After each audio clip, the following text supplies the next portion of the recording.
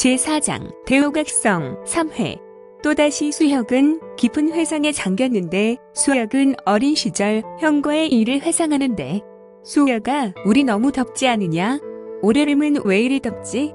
너도 이제 8살이 되었고 이 형은 말이야 12살이요. 12살의 여름을 집안에서만 보내는 것이 너무 싫구나.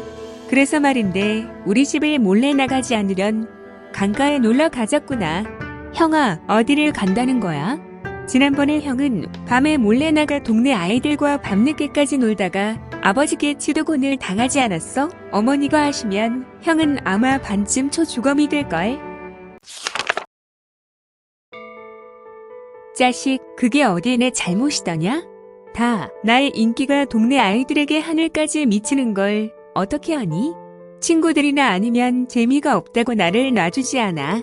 에이, 그게 아닌 것 같은데 어제 상구 형이 놀러와서 나한테 몰래 이야기해 준 것이 있어. 상구 형이 내 형을 놀러 나오지 못하게 하라고. 형과 함께 놀기 시작하면 밤이 되어도 친구들을 집으로 돌아가지 못하게 한다고 하던데 그건 상구가 몰라서 그러는 거야. 다른 친구들은 결코 그런 생각을 하지 않아. 나와 함께 정말 재미있게 논다고 그건 그거고. 수혁아, 너는 이번에 형이랑 나가지 않을 거야. 말 거야? 나가고 싶은데 지난 봄에 외할아버지를 뵈러 나가고 집 밖에 나간 지 1년이 넘었네. 형, 그러면 우리 점심이 되기 전 돌아올 수 있을까? 물론이지. 강가라고 해도 집에서 불과 한 마장 정도이고 강가에서 발만 담그고 올 것인데 점심 전이면 충분하지. 점심 전에 돌아올 수 있다고. 그래 형아, 가자. 나도 강가를 구경하고 싶다. 수혁의 눈에는 눈물이 맺혔고 그는 혼잣말을 하였다. 형과 함께 강가로 나가 구경을 하였고 형이 물에서 놀던 모습을 보며 난 항상 부러워했지. 맞아, 난 발에 물을 담그고 놀았었지.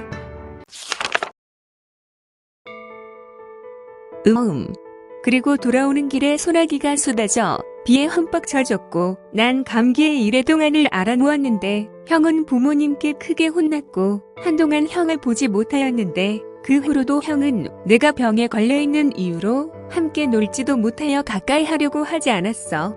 수혁은 얼굴에 그늘이 지어졌다. 그래도 형이 고맙다. 그때 나를 데리고 강가로 가지 않았다면 난 정말 이런 좋은 추억을 하지 못했을 거야. 그리고 내가 힘들다고 하니까 돌아오는 길에 비를 맞으며 나를 업어주었지. 형의 따스한 등이 생각나는구나. 눈은 파르르 떨리고 눈물이 떨어진다. 아, 모든 것이 그립구나. 그리워, 모든 것이 그리워. 수혁은 6일째 접어들었다.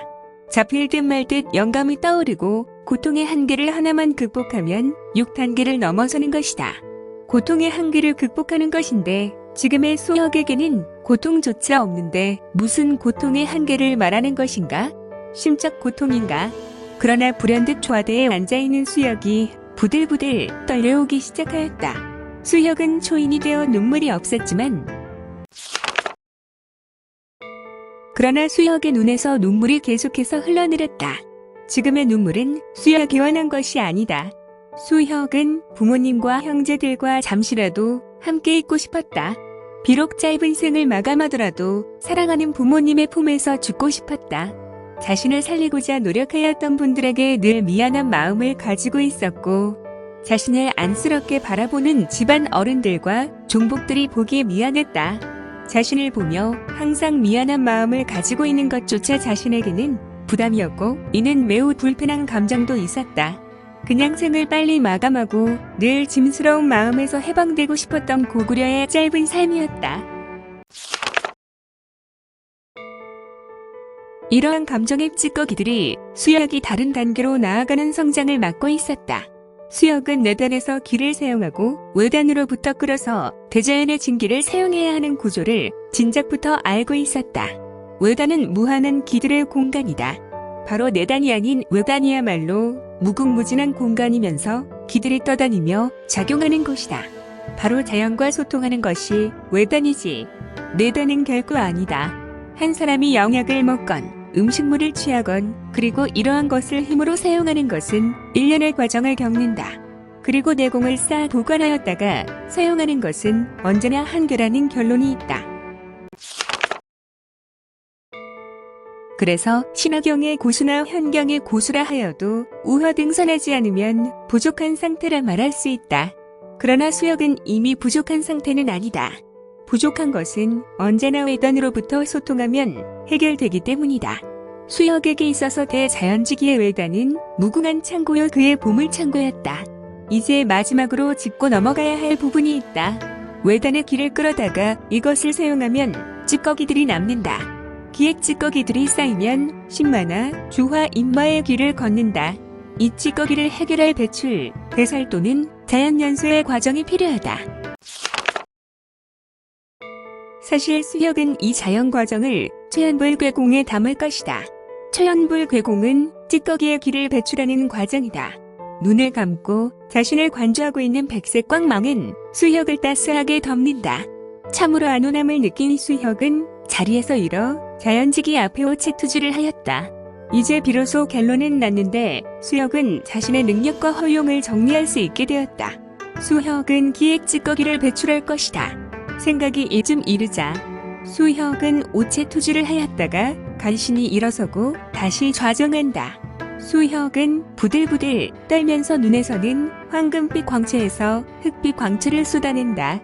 이를 꽉 물었던 입에서 황금빛물이 흘러내린다.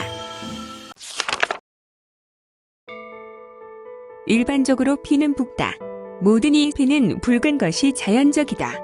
그러나 수혁은 천년간 황금백정수에 담겨 있었고 그 황금백정수는 수혁에게 스며들었으며 남아있는 물은 흑수가 되었고 수혁과 황금백정수는 한 몸을 이루게 된 것이다. 수혁의 우윳빛 피부는 흑빛을 얼마간 내고 있었다. 헙, 울컥, 울컥, 울컥. 한동안 계속해서 입에서 황금빛 액을 한 움큼 쏟아내고 고개를 떨어뜨린다. 그럼 후 수혁은 정좌한 자리에서 몸이 부양된다. 어른 크기만큼 오르던 수혁은 축 늘어져서 정신을 잃고 공중에 부양되어 백색 광채를 쏟아낸다. 시간이 어느덧 흘러 7일째가 되었다. 수혁은 깊이 잠들어 있다. 그의 피부를 보라. 이미 우윳빛 피부에서 이제 아기 피부의 수준을 넘어섰다. 수혁의 신장 크기는 또 한자나 자라나 이제는 완전한 성인이었다. 27, 8부로 보인다. 준수미래한 얼굴과 군살이 하나도 없구나. 옷은 종아리가 환히 드러나 있고 옷소매가 매우 짧아서 팔뚝까지 보인다. 완전 황골탈퇴한 것인가? 그의 주변에는 오색찬란한 칠채 보광의 광채로 물들었는데 보석광채가 석실을 온통 메우고 있다. 그의 주위에 온통 빛을 발하고 있어 천하제일 비경이 되어 있었다. 각종 보석의 광채로 여느 사람들이 본다면 그야말로 황홀경이 아닌가?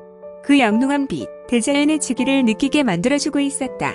이는 이제 수혁이 사용할 자신 절개의 기본이 되는 것으로 대단원의 초인천하, 기행이 이렇게 시작되는데